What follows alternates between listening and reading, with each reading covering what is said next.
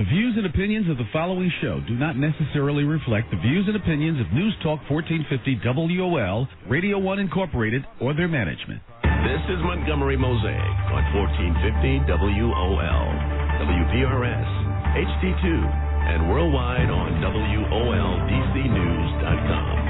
Montgomery Mosaic features topics of interest to Montgomery County residents, businesses, and visitors. Here now is your host, Deborah Milo. Well, good morning, Montgomery County, and welcome to another edition of Montgomery Mosaic. This is your host, Deborah Milo. I hope you're having a fantastic day so far. Well, we're already into the month of March, the end of the first quarter of the year. How many of you are keeping those financial resolutions and goals that you set for yourself in the new year? Did you create that savings plan? Are you working to stay out of debt or preparing more aggressively for your retirement? Well, my guest today is going to share with us some practical strategies to help us better understand how to improve our financial life. Chester Wortham, a financial consultant with Fidelity Investments, has been in the business for 16 years, and he's here to share some insights with us today. Chester, welcome so much to Montgomery Mosaic. Thanks for having me. You are more than welcome. It's great to have you here.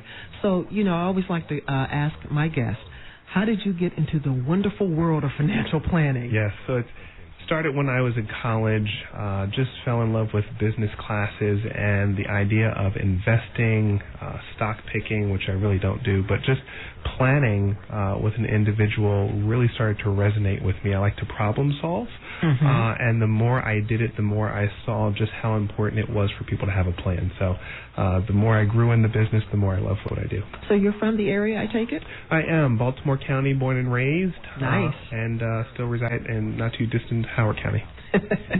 Very, very nice. We got to get you over into Montgomery County. Certainly. That's what we have to do. Certainly. So, we were talking earlier in the green room about the different types of experiences that people do have. And, one of the things I wanted to start out talking about on the air today is how do we actually start? How does one start to develop good financial habits? No, it's a good question. I think it's tremendously important for someone to really take note of their resources, what's coming into their house, and really where it's going. The start is very basic, like a foundation of a house. When you've got your plot of land, if you've ever built a new house or just seen it go up, you have that foundation, and once that foundation is set, the rest of your house should follow. In financial planning, and when you're just taking a look at how your finances are going, if you don't know how to control the dollars coming into your house, control a budget, understand what it means to save and to invest and plan for a future, it's going to be really challenging to have good financial habits going forward. It sounds like that you're actually starting to talk a little bit about that dreaded word of budget. Yes. People don't like that word, but, as we move forward in life, we learn that that's one of the most essential steps in the building blocks, at least I think it is. Would you agree?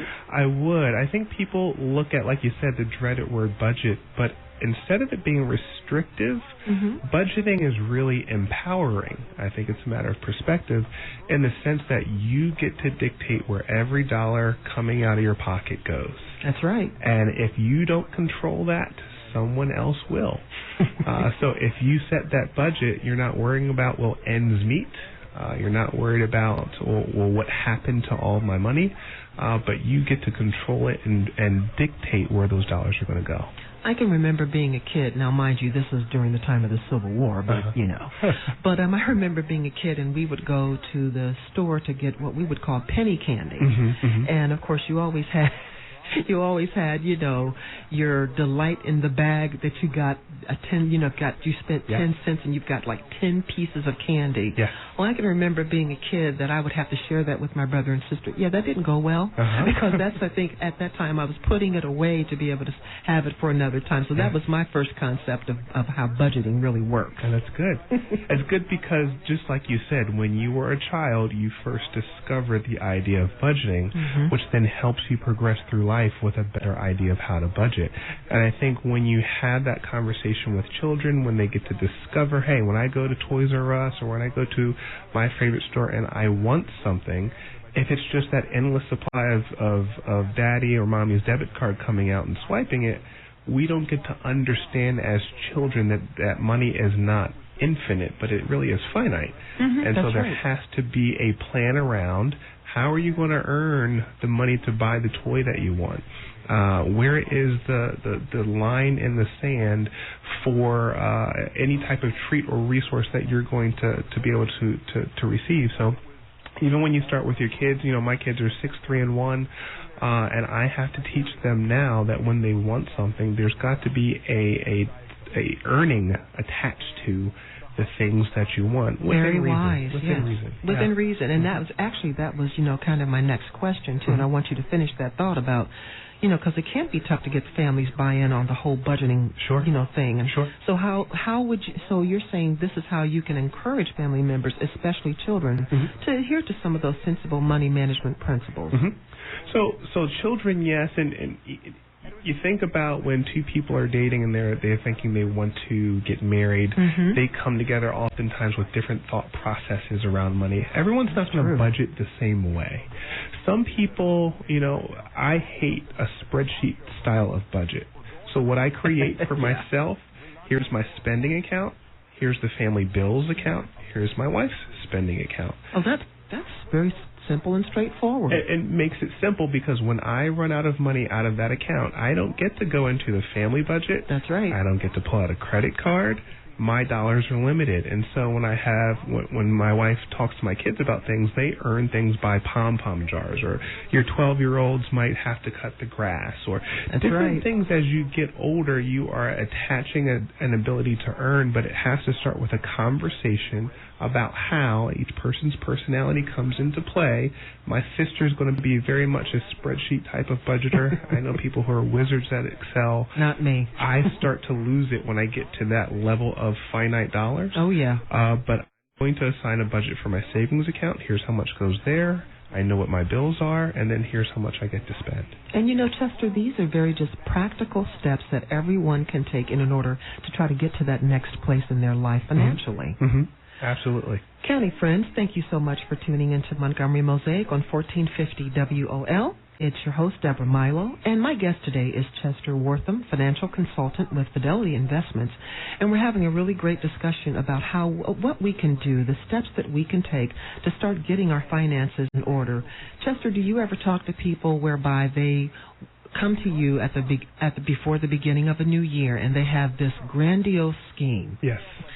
Of how this is what they're going to do. I'm going to be more aggressive about how I look at my retirement plan, and I'm going to put more money in.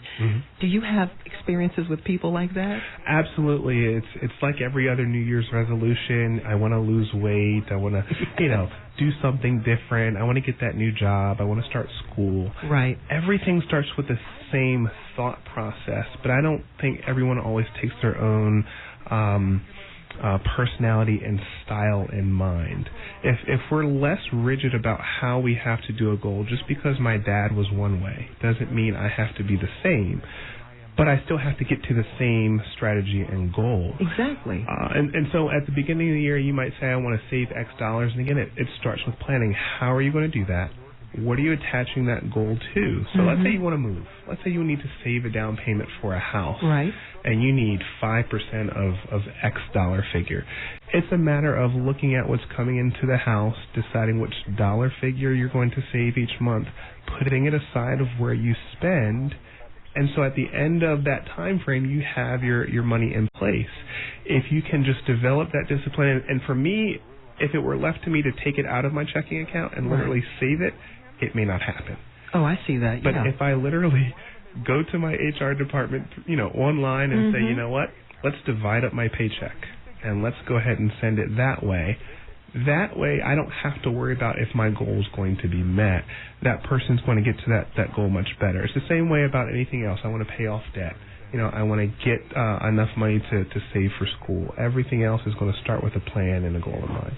And I think that's the key, starting with a plan, and it's true. I think that you do have to really have a sense of perspective in your mind of what you want to do, what you want to accomplish, and you have to basically tell yourself this is what needs to be done. Absolutely. The more excited you are about the end goal, the better off you are. I have a 1-year-old, probably 15 months now, and my wife is dead set on making sure that she is going to lose those last few pounds of baby weight. And she sets a goal, and she gets up at 5:30 every morning, and she makes it to the gym, and she weighs herself every Monday. And what I do, I cheer her on, Absolutely. encourage her. I help her when there's a setback. I'm probably an enabler because I probably bring too much carrot cake into the house. Oh, carrot cake. Oh, you didn't bring any today. That's my favorite. Absolutely. So there's those rewards of I lost a pound and this is what my discipline got me. But I'm also celebrating with some things that I like the carrot cake, so that I'm not going too far away from the goal, but I'm also enjoying myself along the way. And I think that that's sometimes what we forget. Like you said earlier in your comment, whereby you talked about how, if you really look at what a budget is, it is giving you control. It is.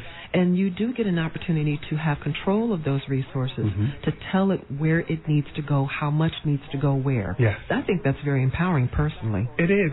Everything's not going to go perfectly. Everything's not going to work out the way you want to in each step. But the flexibility of giving yourself a little grace along the way, a bill comes up that you don't foresee, so you have to make some adjustments. I had planned on waiting till 2017 to buy a car until I got into a car accident. Oh. Well, now I've got to speed up that time frame. Of course. So I have to delay some other goals so that I don't put this track that we're on to different things that we want to do financially completely out of whack. But I have to still have a car. So you have to be able to adjust where necessary so that you don't completely get off track, but you can bend where you need to. And that's, I think, key. Like you said, flexibility is something that's very, very key. County friends, it's Deborah Milo on Montgomery Mosaic on 1450 WOL. And I hope you're tuning in because I'm talking to Chester Wortham with Fidelity Investments, and we're talking about some really key but very basic fundamentals of how to get started of building wealth for yourself and creating a savings plan for yourself. So, Chester, let's go back to that ugly word, debt. Okay. People question this often, should you pay it off monthly or quarterly? That's a great question. I think it's a matter of, when you have debt, it's pay it off as you have it. Right. I am a fan of making sure that as you pay off your debt or whatever your plan is, try to do it as frequently as possible. Oh, yeah. So if you had those dollars on a monthly basis, again, something may come up. If you wait too long, that money may not still be there to pay off the debt. Try to do things so that you're both rewarding yourself and you are paying off your debt at the same time. A lot of people will say, well, let's just delay X from happening until I pay off all my debt. Right. Well, I like to say, look, pay yourself first, right. Put the money aside for saving. Make sure you're paying off the debt with maybe the highest interest rate second. And then along the way, as you pay off those debts that you have been able to pay down, the dollars that you were giving to one credit card, pay to the other one. And so it's kind of what we call a debt snowball. So I've got $50 extra to put to one, continue to add to the next until those debts are paid off over time. And see, that's how you did. That's what I call a strategic plan. Yes. That's what I call a strategic plan, and we all can do it. It's not something that's so difficult or so challenging. Like you said, you got into an unfortunate car accident, and you had to speed up that part of the process. And so it's, it's something that you just have to create in your mind. I believe a wise man once said, people perish for lack of knowledge. Yeah. And when you have that knowledge and you're able to apply it, you can make the choices and the decisions. Absolutely. So how important is having an emergency fund? And we can, I want to talk a little bit about emergency funds too, and whether or not there's a specific type of account that those funds should be located in. Sure. So I'll tell you what, Chester, this is such good information, and I really want our listeners to hear more of what you have to say. So county friends, when we come back, Chester's going to share more about getting our finances in order here on Montgomery Mosaic on 1450 WOL. Now stay tuned and come back. 1450 WOL. Good morning. This WOL traffic update is brought to you by Old Line Bank. It was an accident on Maryland Avenue between 6th and 11th Streets. It is still closed in Northeast, Maryland Avenue Northeast, between 6th and 11th Street because of the... Between 6th and 11th Streets. It is still closed in Northeast, Maryland Avenue Northeast, between 6th and 11th Street because of the accident. 295 southbound, slowing from Benning Road down to Pennsylvania Avenue to an incident that's still there. Old Line Bank is leading the local banking revolution with 23 locations in Maryland and growing. Old Line Bank is Maryland's local bank. Go to oldlinebank.com for more information. Now your WOL weather forecast, brought to you by Food Line. For today, mostly sunny, high near 79 degrees. A few clouds overnight, down to 56 tomorrow. Partly cloudy, temperature near 80 degrees, which could be a new record. Shop Food Line and take home 2 pounds of fresh strawberries for just $5, and select varieties of Gatorade are only 89 cents. Savings are always in season at Food Line. Steve Hirsch on 4 News Talk 1450 WOL, where information is power. Hello, County friends. It's Deborah Milo back on Montgomery Mosaic, and I hope you're enjoying the day and you get a chance to get outside and do something good for yourself today, like take a walk or do something good to really get some good exercise. My guest today is Chester Wortham. He's a financial consultant with Fidelity Investments, and before we went to break, we were talking about debt, and we were also starting to talk about the importance of having an emergency fund. And Chester, talk a little bit about that, because, you know, you and I know this, and we've talked about this. This type of issue can have some cultural aspects of it, too, you know, because traditionally African Americans, for the most part, I want to make sure I clarify that, have had a tendency, and I will say that about older folks have a tendency. You know, I know when I was growing up, there were certain ways you saved money. Yes. You had the savings account. You know, that was just the way it was. And of course, as time went forward, you know, my parents were able to talk about other things and teach us more about investment vehicles and, you know, as they learn. But sometimes within our community, it's not always that way. So talk about that emergency fund. Sure. I mean, everyone's had them, right? You know, like me, if I'm driving my car, I get into an accident. If I don't have down payment money, if I can't even tow my own car, what's happening is you can have a plan and something happens, emergencies, unforeseen circumstances, and if I don't have the cash to pay for it, what am I doing? I'm going into debt to take care of an emergency. So now I am not only moving backward, I have to find a way to pay for something that I had no plans on paying for in that immediate future. The emergency fund is a safeguard to the goals that you have.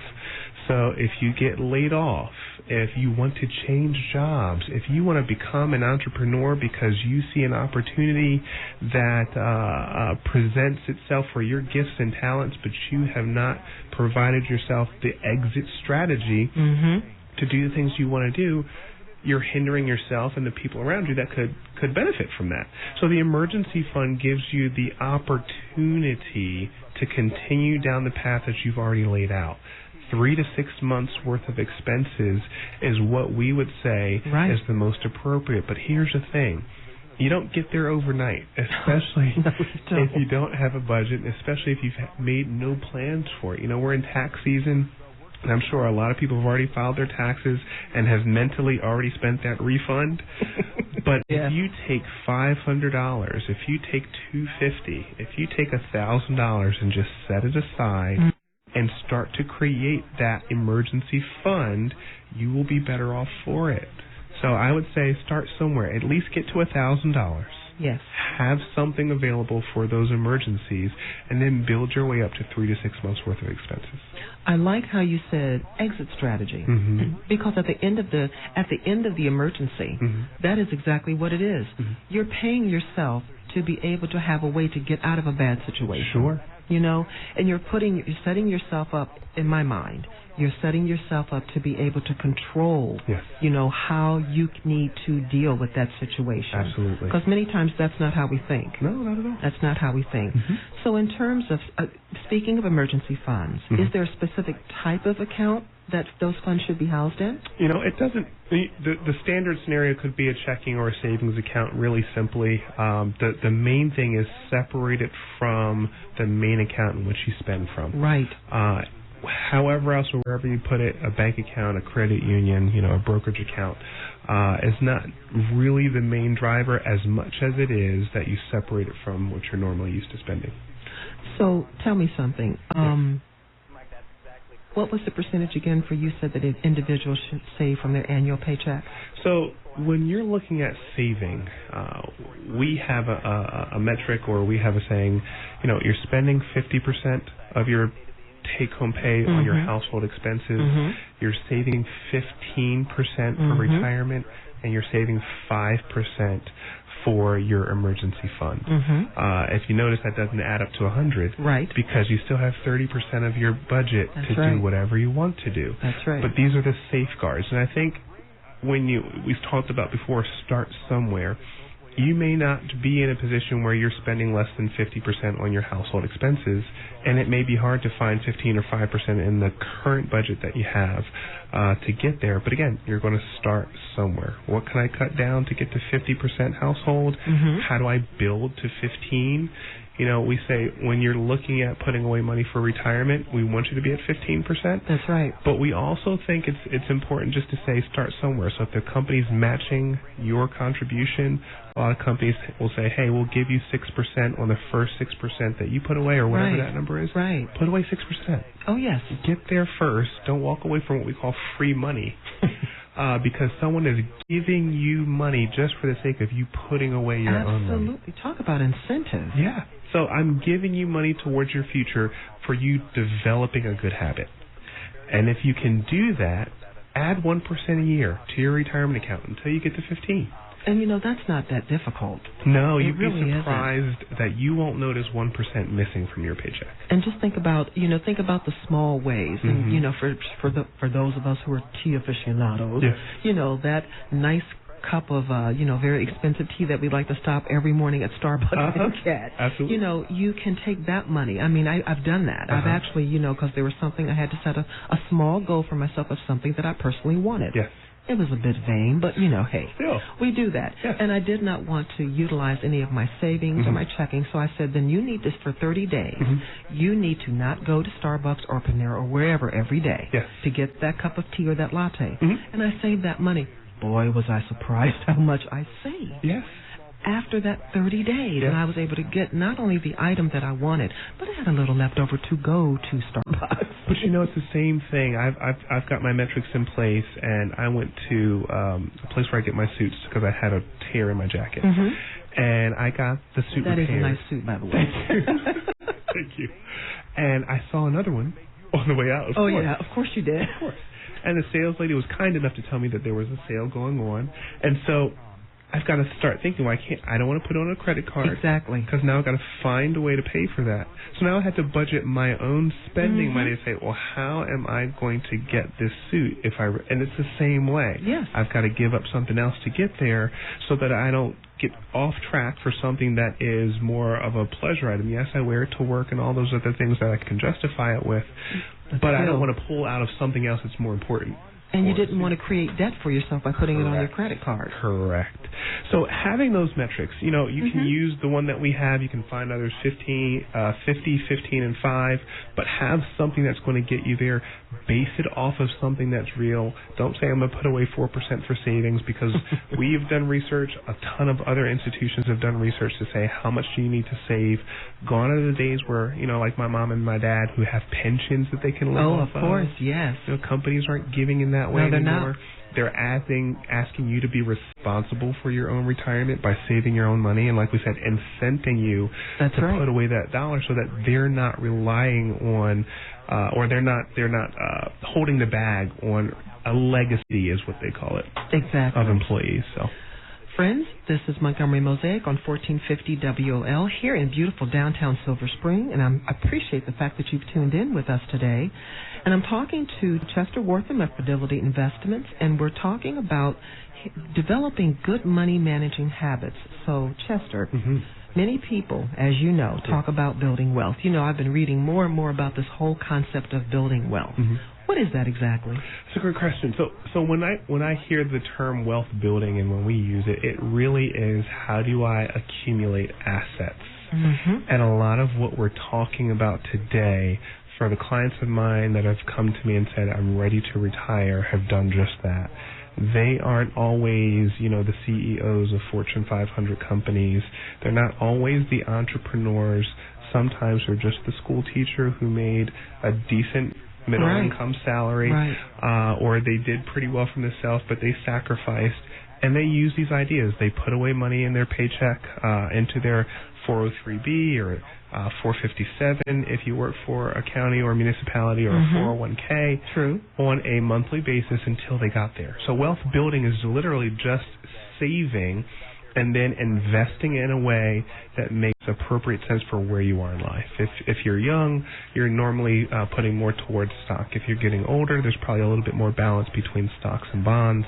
That opens up a different type of conversation. But of course, you're investing in a way that's going to grow those dollars based on the goals that you have for when you want to do specific things in life.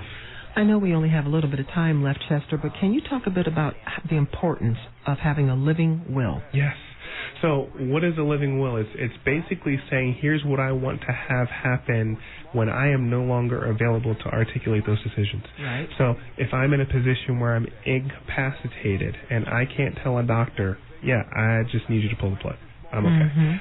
If I'm in a position where I don't want to have a surgery, or I do want to have a surgery, or I want to be on life support, i.e. Terry Schiavo of several years ago. Yes, I remember that Parents story. wanted one thing, husband wanted another. There's no spoken way to communicate that.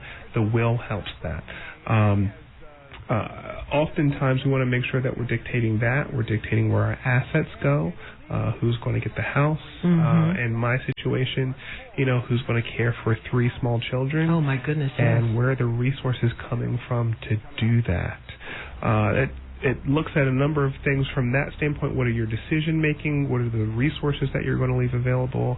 You can also tie in just having life insurance if you have a family into that same conversation, so that you're helping the people that are left behind you not to just mourn your death, that's right, but also not to be frustrated with debt or any other thing that you might have left them with. That is so important. Well, Chester, you know something? We're going to have you back, because there are so many things that I would love to be able to ask you, and I'm quite sure our listeners have really enjoyed today's show. So I'd like to thank you for coming on today and kind of sharing some tips with us and helping us and encouraging us to have some good money habits. Absolutely. Listeners, that's all we have time for today, and I really appreciate Chester Wortham of Fidelity Investments for sharing good tips on financial planning. As always, County friends, thanks for sharing a portion of your day, and please don't forget to tune in again on the second Wednesday of the month for another Montgomery Mosaic on 1450 WOL, WPRS HD2, and of course worldwide on WOLDCnews.com. Till next time, be good to yourself and others, and have a great day. You've been listening to Montgomery Mosaic, featuring topics of interest to Montgomery County residents, businesses, and visitors.